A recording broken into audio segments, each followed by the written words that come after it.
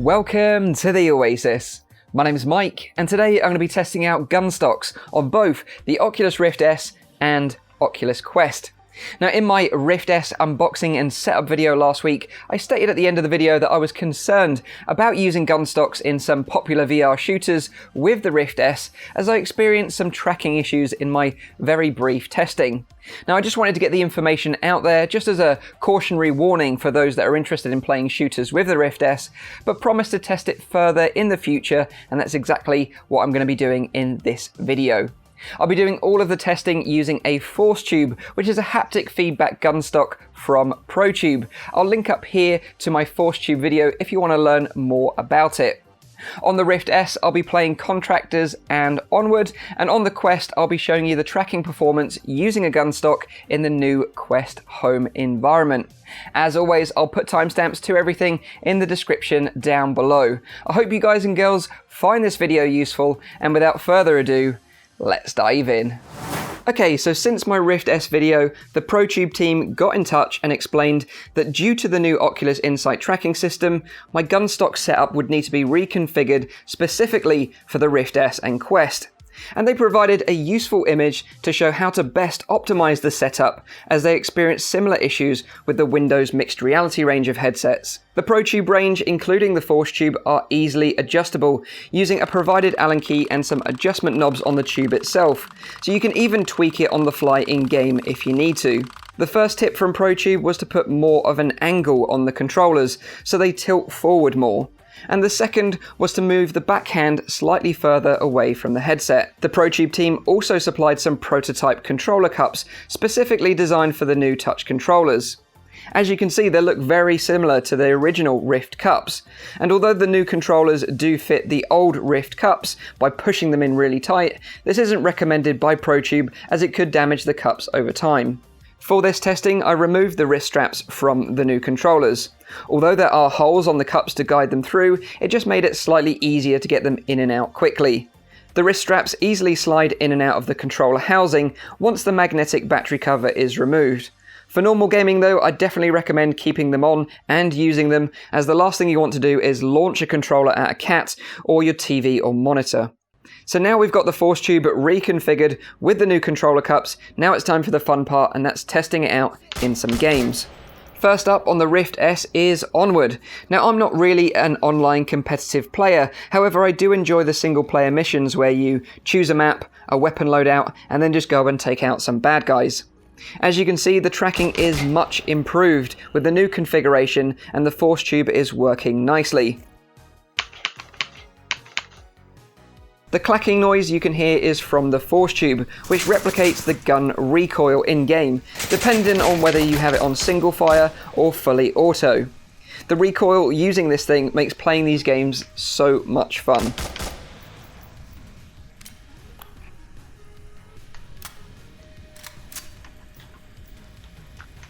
Reloading was a bit tricky at first due to the new controllers having the tracking ring on top, but after some time you gain the muscle memory in the movements to keep them from hitting the tube, and it doesn't become too much of a problem.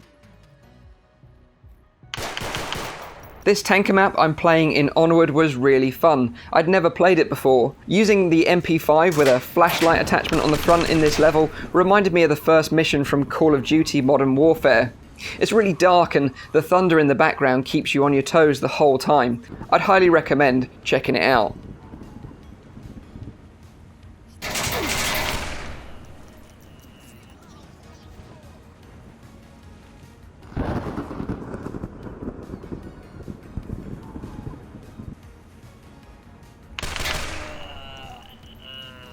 Next up is Contractors, and again you can play multiplayer online with others, but Contractors also has solo skirmish modes, which are great if, like me, you prefer to play alone.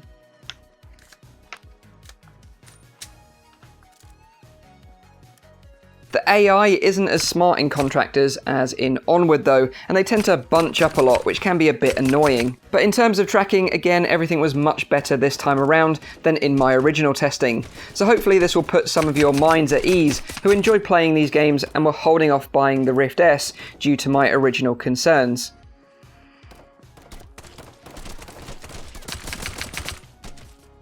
During my whole 3 hours of testing in both Onward and Contractors, I did notice some slight drifting once or twice, but overall it held up really well. I'm sure if you spent more time calibrating the stock and the settings in game, you could get it working perfectly, but even with my quick adjustments, it made a huge improvement overall.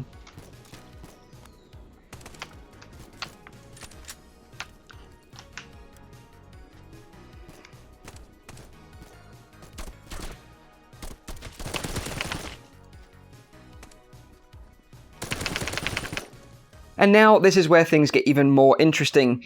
As I had the ForceTube configured to work well with the Rift S and the tracking was solid, I thought I'd see how well it performed with the Quest. Obviously right now there aren't any games that support a Gunstock like the ForceTube, however I was able to test to see how well the tracking worked in the Quest home environment. And I have to say, as you can see, the tracking performed really well. Even when rotating the controllers and dropping to my knee, it held up. So there's definitely some opportunities here in the future. So now all we need is a big VR shooter to be released on the Quest and for the ForceTube to get native support, as all it is just a Bluetooth device after all. Okay, so there we have it, guys and girls. That's how the Oculus Insight tracking system performs using a Gunstock with both the Rift S and Quest. And I have to say, I'm quite relieved that after some better configuration of my Gunstock, that tracking has significantly improved. Reloading can still be a bit tricky with some weapons due to the inverted tracking ring on the new controllers, but you'll quickly learn how to work around it.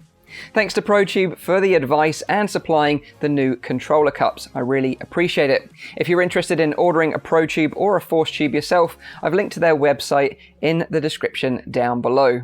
But to reiterate my general thoughts on the Oculus Insight tracking system, I think it's excellent, and for the most part, users will be more than happy with its capabilities. The tracking volume of the Rift S far exceeds that of the Windows mixed reality range with my previous experience, so it will be solid for most people.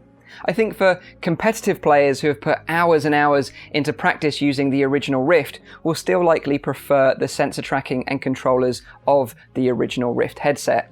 If you are a competitive player, I'd love to know your thoughts and the general feeling that you get from the competitive scene. If you could do that via email or in the comments down below, I'd love to know your thoughts. But also let me know in the comments of this video if it puts your mind at rest about the Insight tracking on Rift S and Quest. I also saw a great video by Tested this week who were doing a review of the Rift S, and they tested the tracking in Echo Arena in their review, which is definitely worth checking out if you're interested to see more Rift S tracking testing. But leave a like if you like this video, make sure you're subscribed for all my future content, and as always, I'll see you on the next one. Cheers.